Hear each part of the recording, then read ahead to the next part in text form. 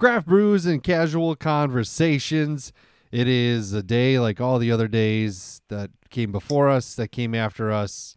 We're doing the songs, we're doing the dancing, we're just kind of doing it all because we are creatures of habit, if you will. We are people of the Black Lagoon. I don't know what to even say anymore for these fucking things, other than leaving it to my trusty compadre, companion, to say the words that he says at the beginning of episodes. I'll save you like I always do. Cue it. Dudes with Brews on a Porch presents to you another edition of Strange Brews, Conspiracies, Murder, Ghost Stories, Aliens. They're all coming to get you, my dears.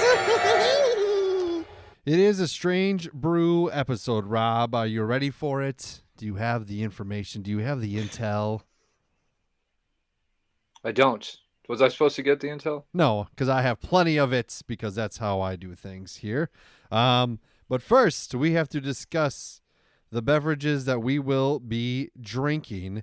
And Rob, I know you've kind of said this. You're like, you can't be turning this into a bourbon podcast. That's not my intention by any means, but I will be drinking a bourbon today. A bourbon I'm excited to drink. I've already told everybody that this is a bourbon podcast now. No, it's not. Come on now. They're excited about it. I've got two people that want to get on the podcast just for that reason alone. Oh, okay. Well, and these guys they can talk bourbon with you, my friend. They'll be excited about this because I am drinking for the first time Blanton's single barrel, the original single barrel bourbon whiskey, a highly sought after bottle. It's really hard to find. In most places, if you can find it, they are just giving you the middle finger and raising the price well above MSRP, which is a crime. But I got it for the low cost of $50. That's right. Near impossible to get it at that prices. I've seen it $200. I've seen it $300, but I got it for $50 because I know somebody. Thank God. The finest bourbon in the world comes from a single barrel, never blended with whiskey from any other barrel.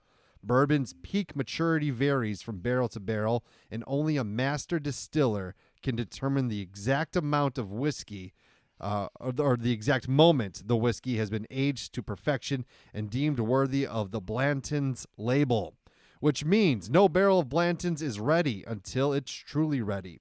Colonel Albert B. Blanton's time-honored tradition lives on today through the handful of barrels from the center of Warehouse H that are selected to become Blanton's single-barrel bourbon. This sour mash bourbon whiskey has body, bouquet, and character unrivaled by any other. This is the original single-barrel bourbon whiskey. I got more information on it because it's that swell and hard to find. It's a product from Buffalo Trace. It, like I said, highly sought after because it is a single barrel. Output is kind of restricted on it. Every bottle comes with a horse stopper. It's like a jockey on a horse. It comes, of course, with the letters on it. I got the letter A. If you get all 8 of them, it spells out Blanton's. The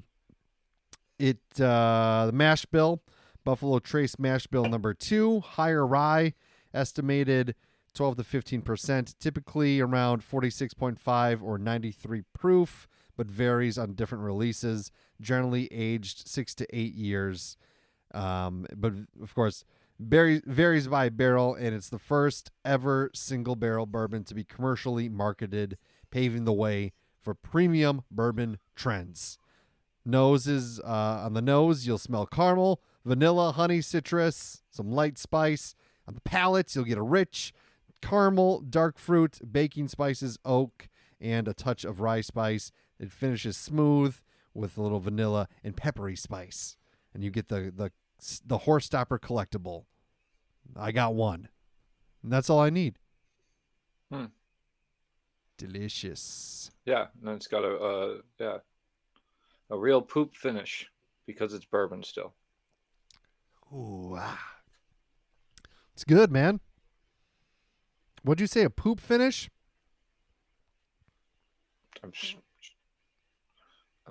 Don't worry about what I said. It's not like it was recorded. Yeah. I'm drinking A-SLO-Ha IPA. No, you can talk about your thing. I was just joking. I did say a poop finish because I don't like bourbon. That's fine. Go ahead. You can talk about yours. And unlike beer, you'll not bring me to that side of the. We'll see. You've already got me drinking beer all the time. I don't need to move into bourbon. All right. All right. Fair enough. You can talk about what you're drinking now. I got a couple of guys that want to be your co-hosts, though. They're lining up. Yeah. All right. And I went through that list that you sent me of bourbons to get. Yeah. What'd they say? One of them was like $1,500, man. Which one? Pappy? Probably Pappy. I don't know. Yeah. Yeah. It's because the guy's a criminal who's trying to sell it. The standard market price, or the market suggested retail price, MSRP, from the distillery is that bottle of Pappy that people sell for $1,000 is like $60. But because it's so highly sought after, people, it just goes crazy. But yeah, you're not wrong. I've just heard California. So I shouldn't have bought that one. Did you? You bought it? That would be no, of course not. I would say shame on you. But what are you drinking? In honor of my dad's return to the larger United States from Hawaii, I'm drinking A-SLO-Ha IPA, a blood orange hazy, with tropical citrus, juicy IPA, a hazy. It doesn't look very hazy, with real blood orange and dragon fruit. Right. It's 6.5 on the ABVs, 25 on the IBUs. I've already taken a couple sips of it. It is delicious. It is crushable, as it says on the can. There is no bitterness to it, in my opinion, and the orange flavor comes through really well. It doesn't taste like quite. I think the dragon fruit takes out the like straight up orange juice flavor. Mm-hmm. But this is a good one if you don't want to taste your beer at all. Yeah, sounds delicious. Let me take one more drink of it. I'm a sucker for the citrus. That's for sure. Yeah, it's. I mean, this is a Sunday morning beer. This is a day drinking. Yeah. In the sun beer. Awesome. But it definitely doesn't taste a lot like beer. Good. All right, let's get down to the point of this episode. We're getting to the paranormal. We're getting to the spooky. We're getting to the unusual a little bit. And I want to talk about a handful of events here, okay, in which some weird behavior happened. So we're looking back to the 1918 dancing plague in Strasbourg. So this happened in yes, Strasbourg. Strasbourg, my bad. It happened in July 1518. A woman known as Frau Trophia. I know like Frau is like Mrs., but Frau, it just sounds, it reminds me of, and this is really mean, but when I was in high school, there was a German teacher that taught you how to speak German, and of course, like the correct way would say Frau last name, right? And people called her Frau Cow. So every time I see the not nice. No, it's not. It kind of. Sometimes you kind of deserve the nickname you get. She wasn't pleasant. As somebody who struggles with his body image, it wasn't even about there that. should be no excuse. It wasn't even about that. It was just like. Is it just because it rhymed? That was all you guys had going for you? Yeah, I think so. But also, I just want to say you were really quick to think that I knew how Strasbourg was supposed to be pronounced, because it could be Strasbourg. I don't know. You probably said it right. But anyways, that's what I think of. I don't know. Frau. Here's to you, Frau Was her last name really start with an H? Because I feel like I know who this was. Someone else. But Frau Trophia, she began dancing uncontrollably in the mean streets of Strasbourg. And what followed is what is more strange than just a Frau dancing in the streets, you know? Dozens of people joined her later. Roughly over time, over the time of this event, 400 people just dancing uncontrollably to the point of collapsing with exhaustion, and some died due to heart attacks, strokes, or just straight up fatigue. They weren't stopping to drink water. They were just dancing till they couldn't dance no more. And that happened. It's the first improv flash mob. Yeah, they're just like, eventually this is gonna stop, right? I don't know, man, but everyone else is going, so I'm gonna keep on going. The authorities' responses is very nice, because this is back in the 1500s. Technology wasn't what it is now. Medicine isn't what it is now. A lot of people thought it was just some. Did you say 1500s? I thought you said 1918. 1518. 1518. Oh, 1518. My bad. Okay. There's still a delay, by the way. Anyway, continue. So local leaders thought that the dancing was. That's why I'm cutting you off so much. I think that one was on purpose, though. It was not. It wasn't. I'm seriously. I don't know when you're coming in or when you're actually talking. So I'm just gonna have to wait it out. When you give me some freaking time, man. You go forever. I gotta jump in if I want to even have my voice on this thing. Give me some space to work with, because it's a delay, and I'm just gonna keep cutting you off if you don't. All right. I'm going to continue talking now, so don't say anything. Wait for the pause. Local leaders thought the dancing was a spiritual or medical condition, and they just encouraged more dancing. They said, you know what will fix this? You just dance more. Put out musicians in the street. Open those public spaces. This only made the situation worse. This is like why movies like was it Footloose became a reality. That's true. I'm assuming that you're pausing for me. Yep. Okay, cool. So they just put bands on the street to make it look normal. It's kind of like when you lock somebody away because they annoy you. It doesn't help them at all from being crazy. It just helps you from seeing it or thinking that it's weird. Yeah. When passerbys... also I just watched Footloose the other day. I've never seen it. It's on TV. This happens so much. I can't even believe how much this happens. Where some weird movie I'm watching, it happened with Ghost recently too, and then it comes up. You know the job that he gets where he's sealing the bags of flour. No, that's what I used to do at Milk Specialties. Everything he did there.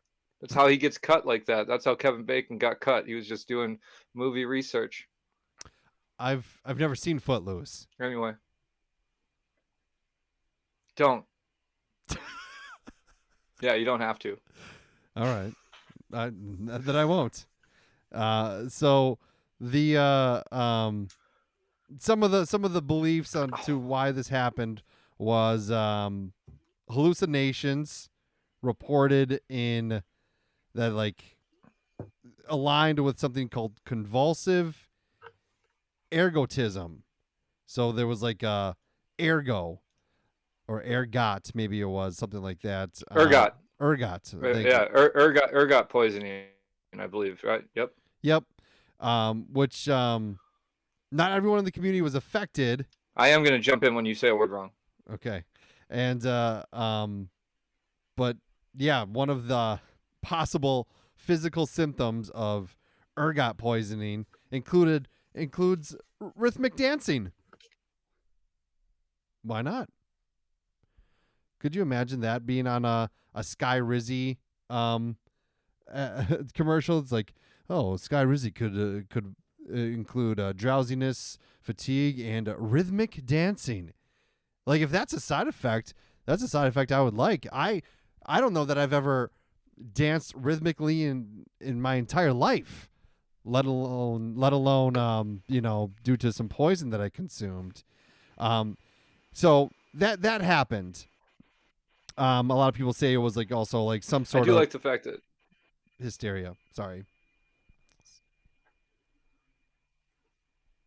no, I was gonna say I've been to weddings with you. I think we dance on the same rhythm, which is wrong. Yeah, it's not good, but it's It's something. just what we do. Yeah, it's just how it goes. So this got me to looking at some things. I wanted to learn about more just unique paranormal experiences like this, where people just start dancing or something like that, some sort of epidemic or something like that. And it Jesus. It brought me to an occurrence called the laughing epidemic from 1962. This happened in what is called, in modern times, Tanzania. It was called something previously to that, but this happened in a girls' boarding school. A fit of uncontrollable laughter started with 3 students and then just moved to 95 other students. The laughter spread then to villages, which infected hundreds of people. And they were laughing so much that they would cry, faint, and eventually got respiratory issues. This lasted 6 to 18 months, causing the schools to close. Right. Have you ever laughed so hard that because of a school environment you were in? Yeah, I guess I have actually. Have you ever had uncontrollable laughter? Because I've definitely gotten. I used to get that a lot more. I've gotten Where uncontrollable I would laughter. start laughing and not like literally for no reason, and but you're talking 5 minutes tops. It sounds like a long time, or it feels like a lot longer, but it's probably only like 5 minutes. Right. I've seen other people who get it as well. I don't think it's infectious, but this story would beg to differ. I think so. A lot of these are linked to some sort of like mass hysteria, essentially, is what they're doing it. But how is hysteria contagious? Well, that's the thing. That's like fibromyalgia. That's they don't know what the heck it is, so they call it mass hysteria. It's a bunch of people being hysterical. Why are they being hysterical was the question in the first place. So you can't say that the reason that they were being hysterically on a mass level is mass hysteria. That's just switching the words in the question and going, there's your answer. Yeah, that's fair. Another event is the Meowing of Nuns in France during the 15th century. So there's a convent. Is that what it's called? I'm gonna watch how I say that. Yeah, convent. Yeah, convent sure. In France. Some nun just started meowing like a cat, and then the behavior spread like wildfire, like hellfire, if you will. Like the devil himself was coming out of that nun and going meow. They would gather and they would meow together. Women tend to do that. Women tend to be on similar cycles once you spend enough time with them. You know what I mean? When they spend enough time together, and then they just would gather up in the circle and meow. Authorities had to. Does a cat meow the same in French as it does in? Oh, meow, meow, No. I mean, we all saw Pepe Le Pew, I suppose. So. Yeah, he was French, huh? Was Pepe Le Pew? He was a skunk, but the cat was. Yeah. More hissing, I think. Isn't that weird? Like, why wouldn't they make the other character just another skunk? Why did it have to be a cat? Well, I guess I don't understand that either. They could have easily just had a rapey male skunk trying to rape a female skunk, as opposed to the black cat always getting a white stripe on its back, and then all of a sudden it makes it okay for children. Yeah, That Yeah. no, like no only means no when you're Human? the same. Yeah, I don't know. A Yeah. lot of weird stuff going on in that cartoon. There really is. Peppy wasn't in Space Jam, was he? No, he was. Yeah. No, I don't think he was. Yeah, I don't think so. Yeah. And if he was, it was a minor role. I mean, I think we should start. We should start our quest to try and find somebody whose favorite Looney Tunes character was Pepe Le Pew, well, yeah, and then analyze their and life. then keep tabs on them. Yes. Yeah, absolutely. It doesn't. Yeah, it doesn't make a whole heck of a lot of sense. Even back then, when people are writing, like, you go into the writers' room, right? I got this idea. Sit down, Rob. All right, we got the Looney Tunes. We got Bugs Bunny, Daffy Duck, Elmer Fudd, Porky Pig.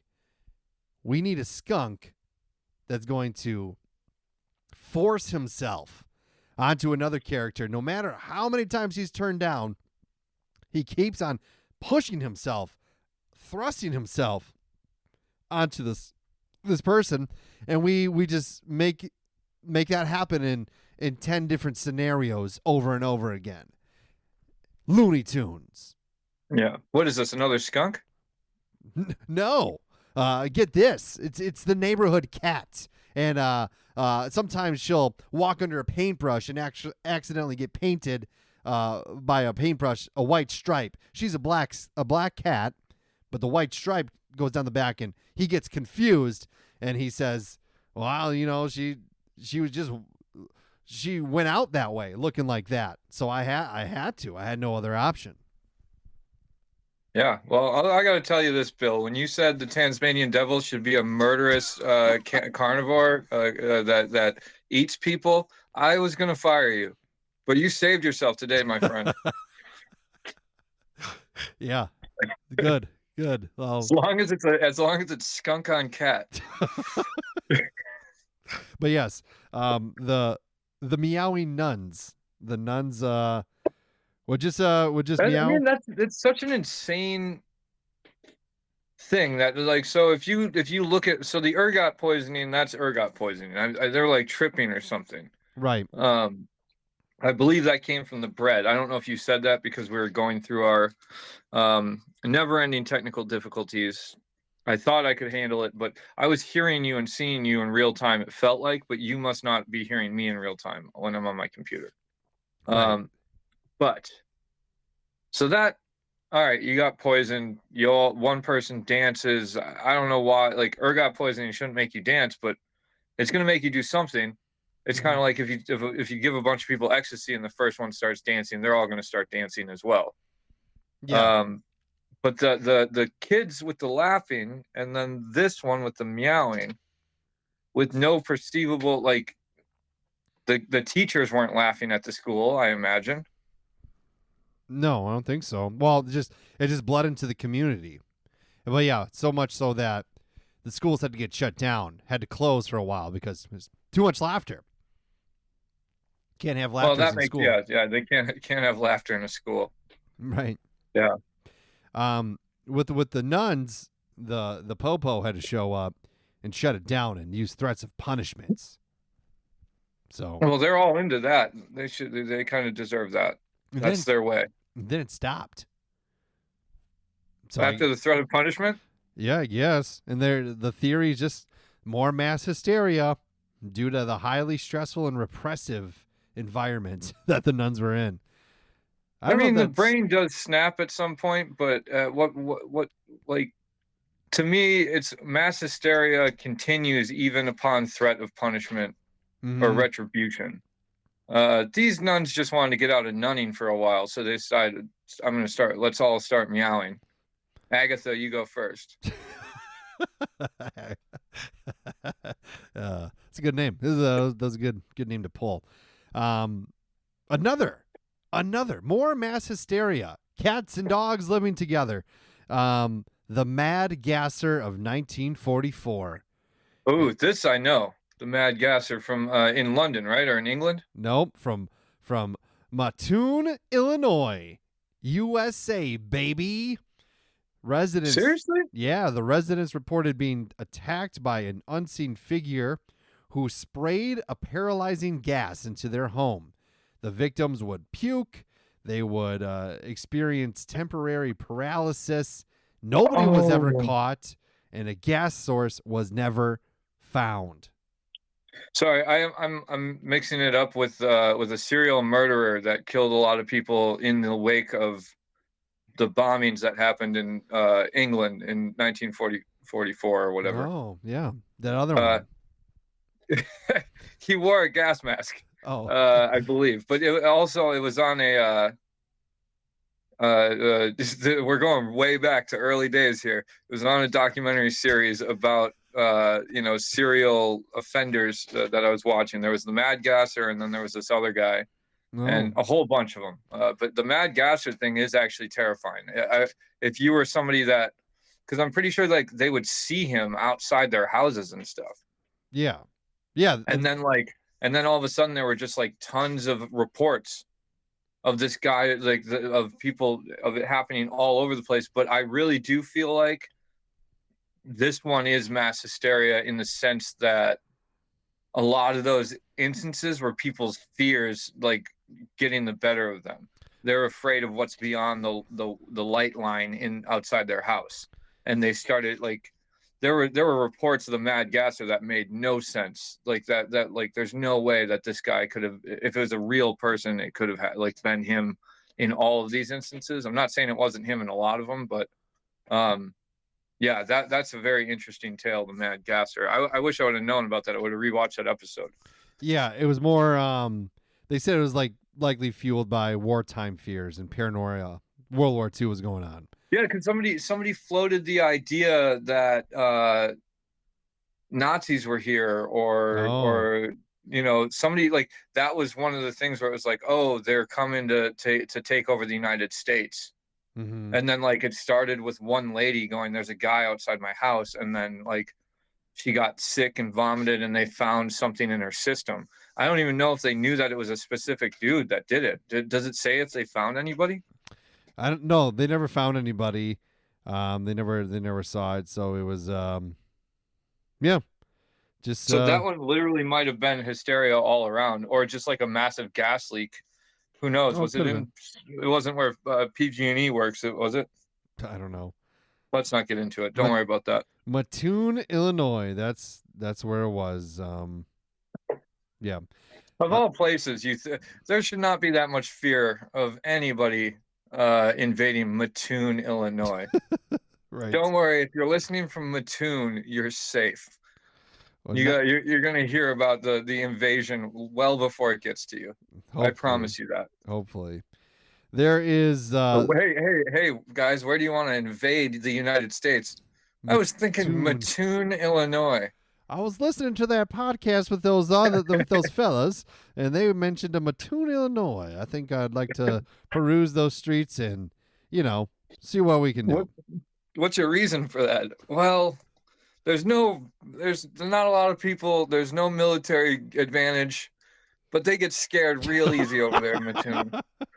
And if anything, we'll just be like, oh, before they made up that some guy was gassing their house. Yeah, you can get caught there and just fade into the night. Yeah, right.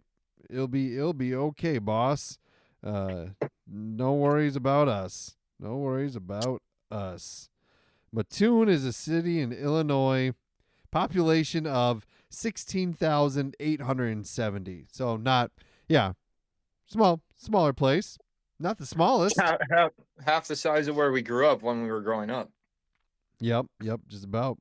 And now we're traveling to. We're going to Aachen, Germany, however you want to say it. When you get into Germany, it could go multiple ways. Right. Let's call it Aachen, Germany. The trembling epidemic from 1375, similar to that of the Dancing Mania. A bunch of people just started trembling uncontrollably, often in religious context. They claim to be cursed by saints or afflicted by demonic forces. They were just shaking. shaking like a Polaroid picture. I still think that the dancing plague had it better. Yeah. They were like moonwalking to the bread shop. Well, and then bands just started forming around them, and they were strumming guitars. I don't know why, but I just love the idea of if that happened today, like our political climate would be like, oh well, we don't want this to become a thing. Just put bands outside. Yeah. There's no dancing plague. It's just great music. It's jazz. While they'd be like, well, only the liberals are doing this dancing hysteria. So let's let Green Day play around them or something like that. You know? Yeah. I was going gonna say something about Chris Christopherson, but I feel like he died recently. Who's that? Never mind. Don't worry about it. Sounds like a name I've heard, but I just can't place it. He was he did country music and he was in movies. He's like he was back in the like the real manly movies of the 80s, your war movies and things like that. If I remember correctly, Chris Christopherson was in, I don't know, he's like kind of a rugged dude, and then he also made country music, and he has some good songs. I actually like him. But I don't know. It's just when it comes to pulling a rugged, funny-sounding name, I always go with Chris Christopherson, I guess. This is a great name. It's a great name. Great name. So yeah, not much on the trembling epidemic. It just ended? Did people just like chill out, or? Yeah, nobody died or anything like that. They were just shaking. I mean, how many drugs do you think they threw at people during these, like? Well, and what drugs? That's because in today's market, a bunch of people start trembling, and like pharmaceutical companies start, just pumping it out, whatever, whatever they need to for muscle relaxants and something that was supposed to be toothpaste last week, but they found out does this as a side effect, is now the big cure for trembling disease. It sounds like they were just hungry. There was a lot of. It was the first Snickers ad. They tried to do a pop-up ad. It was there was a lot of psychological stress from famine. That's what. What year was this? In 1375. Okay, so they've got stressful times to come. They were over there. They were hungry. This next one happened in Leroy, New York, in 2011. Not that long ago. What makes you call it Leroy? Is there a space? L-E space Roy. Okay, I was just wondering if it was Leroy, and you were reading it weird, or if it was Leroy and there was a space. I was just asking. I don't have the paper in front of me. Like Leroy Butler, former Green Bay Packer. Now that's how I always said it. Yeah, that's how you're supposed to say it. That's his name. Yeah, Leroy. Yeah, Leroy. A teenage girl began experiencing tics, jerking movements, and verbal outbursts without clear medical cause. She's dubbed the Poisoned Girls of Leroy. So this happened to a bunch of girls. They would get tics, jerking movements, and verbal outbursts. So it sounds like it was could have been a school for those who are facing Tourette's, perhaps. But again, mass, not necessarily mass hysteria, but a mass psychogenic illness, possibly triggered by anxiety or environmental factors. So many freaking doctors use those words as diagnosis. Oh, how did I get this? What environmental? It was environmental. Well, what do you mean? What part of the environment gave me this? My work environment, my home environment, my physical environment, like walking out in Wisconsin, breathing the Wisconsin cheese curd air. What part of it? But that's just an environment, man. Get it in a new environment. Yeah. What the hell are you talking about? Yeah, I've been trying to do that my whole life. You make it sound easy.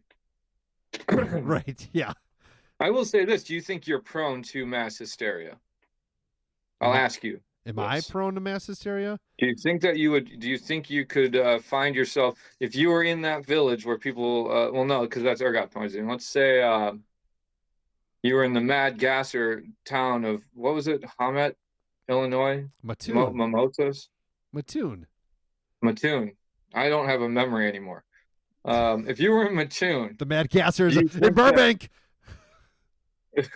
what's that? I said the Mad Gassers in Burbank. Your memory is wiped. Yeah, exactly.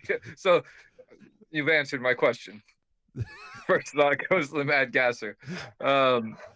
I honestly don't know because I know, like, all right, remember when I listen to Harmontown, I start to stutter. Yeah. There was a point in time where I was watching House so much I started to limp. So I think I absolutely am prone to somebody like if somebody starts twitching and jerking, I might just go right along like, well, I don't want them to look weird. You really So I'll started to start limp? Like subconsciously, I'll start doing that too. Yeah, I get what you mean. I watched Breaking Bad and I started making meth. Yeah. Well, and the cancer, Hopefully not. but you got through that. Cut it out, I guess. What the?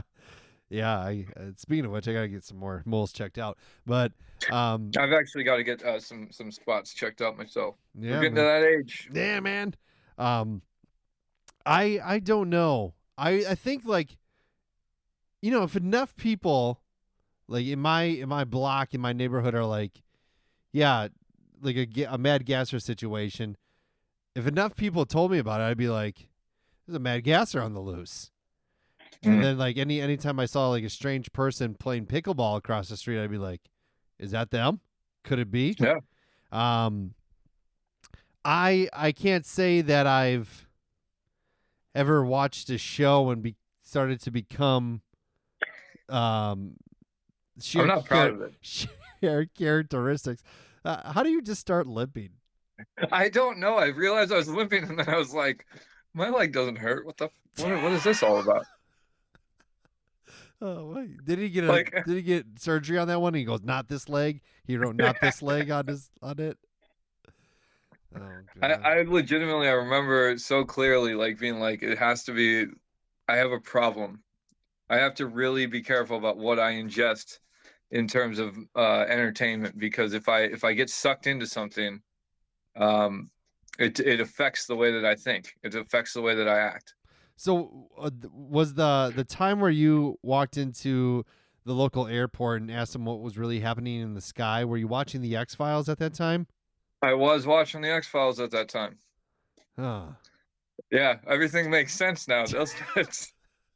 What happened when you watched Scrubs or Californication? Did you just get ladies all the time? Californication, I don't have David Duchovny's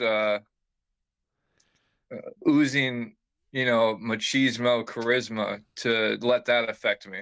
That just made me feel ashamed of myself. But he also felt I will ashamed say of I was himself. when we were talking about this, when I brought it, like I literally did go to Scrubs because I was in a Scrubs. I did watch Scrubs quite a bit or whatever. Scrubs kind of made me like want to drink whiskey. I don't know why. Something about Dr. Cox. Well, we talked about that episode. Yeah. Somehow, like there's a couple things, like even like listening to a specific album. I won't say which, but there's some artists that made me think that like, oh, being an alcoholic sounds pretty cool. But that's before you realize what the problem is. It's like when you're so young that you only look at the output, like the things that come out of the problem. You don't look at what the actual problem is behind what comes out of it in terms of creativity. Yeah. And I remember like really pushing myself to drink a lot for a period of time when I was on second shift at that place that we worked. Yeah. And I would go to the bar and I'd get 3 shots and a whiskey Coke, and then I'd get and then I'd take those 3 shots, play a game of pool. I drank more, and then I'd get 3 more and do that again. Because you have to catch up to the night as well. Right. And then I, I don't like hangovers, so that went out the window. What can I say? That's why I'm not a great writer. I can't make myself suffer. Okay. I feel like you could write a book on third shift and like the just the mindset that puts you into. I felt like I probably felt like all those people that we just previously talked about when I was working on third shift, the trembling, occasionally like just like Uncontrollable laughter for no reason. You just get a quick hit of dopamine because it's so you don't have it. You yeah, don't have it sitting around, and when it hits, you got to use it. right. Yeah, exactly. And then the dancing It's really it's your subconscious going, your life's terrible. You better laugh or you're gonna sob for a while. right. Why am I laughing? Exactly. I think that could be could be it. But that those are the cases of strange behaviors that we have for you today. Maybe one day we'll all be, I do think that there is some mass hysteria going on currently. I think there's a lot of people who are scared, who feed into not or who consume a lot of these outlets that are pumping out information, whether or not it's accurate or not, one way or the other, right or left, it doesn't matter. They're all the same. They're all created to invoke some sort of emotion, and a lot of people have like they're thinking about all these grandiose things that some things haven't even happened yet, and they're still like they feel very sick about it. And I think I avoid that type of stuff because maybe I could be prone to falling down into that rabbit hole, falling down onto that pathway, and I just don't want to. I have other things I have to worry about. I have my life I have to worry about, my people I have to worry about, and I can't even if I disagree with 99% of the things that are looking like they're going to happen, I can't Doesn't get stop. caught up in Yeah. that. I can't. And that's I would agree with that. And I would say honestly, I mean, whether or not the people listening or not, and I'm not telling anybody how to think, but the January 6th of 4 years ago, that could be construed as mass hysteria, in my opinion. Sure. That's it only but it's more mob mentality, but they're kind of the same thing. These are people doing something that they wouldn't do in a million years. Right. All of a sudden a bunch of people are doing them for something for whatever reason. It's like and the difference between mob mentality and mass hysteria is provocation accidentally or on purpose. So the first woman that started dancing because of ergot poisoning. Sorry, I was going to say Egon because I got the Ghostbusters game going. But the ergot poisoning, like, that's an accidental act. She wasn't like maliciously in her head, like, I'm going to start dancing until I die and see who jumps in. And then like a week later, she's like, oh, now, hey, cool, they gave me music. But with the January 6th, that was something where there was a group of people. It wasn't just one, but a group of people that said, we're going to do this thing. And they riled people up through, preying on their anger and their fears of the future to make them do something that they wouldn't otherwise do. Mm-hmm. And hopefully we can learn from that. Yeah. But because it's like there's no reason for the time's going to keep ticking on no matter what. I mean, we're fucked either way. I don't care who gets in office. It just depends on how we want to be that way. I don't think there's any coming back from this deficit that we've created unless we're really willing to work as a society. And I don't think our society is really willing to work at anything. We want instant gratification. The majority of us, want TikTok and Instagram and all that stuff. Mm-hmm. You don't like that noise, huh? Does that bother you? Edit. There you go. Back in. Yeah. Why do you have me as your co-host? I just interrupt you and make noises. I don't understand. I can get you a bourbon guy. He'll do your pod. He'll do the podcast with you. You can call it Brews and Bourbon on the porch. Fuck Rob. Be Bourbon Bros. Bourbon Bros. There you go. I already have a person that would do that if anything. It'd be Josh. Oh, is it Josh? Is it your original co-host? It is. Yeah, yeah. I see what's happening. That's not gonna happen. That's not gonna happen. No, I don't. There's first of all, bourbon's much too expensive for me to have a different one every single week. And I couldn't do it. But yeah, no. Great insight. Great thoughts. Mass hysteria. Everybody, look over your shoulder every once in a while, because you never know where the ergot is gonna get you.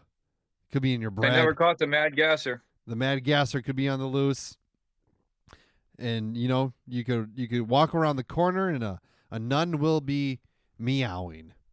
Robert, how was your brewski? It was very tasty. Yeah, It's very good. sounds good. Definitely did not get the, what was it, 7.6 or 6.7? 6.5. Why did I think 7? Anyway, didn't get that alcohol content out of it because it does not taste like it at all. Yeah, It's very good. If you don't want to taste the beer part. I thoroughly enjoyed this Blanton's, and I am happy that I have more.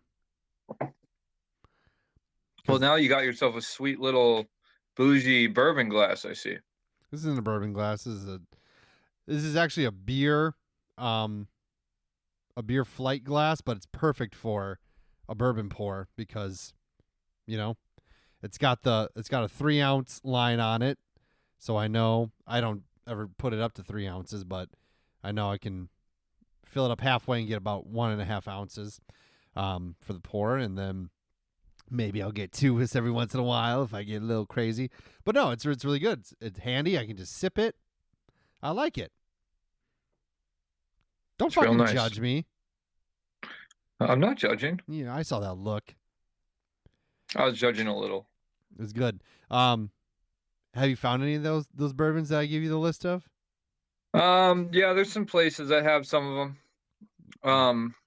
I'm gonna talk to another guy because I know these 2 guys that are really into cocktails and liquors, and I might be able to get an inside track the same way you did with your Yeah. So let's see what I can do. Cool, man. Linktree, linktr.ee/dudes with brews, the place you need to be for all of our socials, for all our merch. Buy a Burbank Bob t-shirt, show your support, and I don't know. God bless America, I guess. Radio. Toodaloo.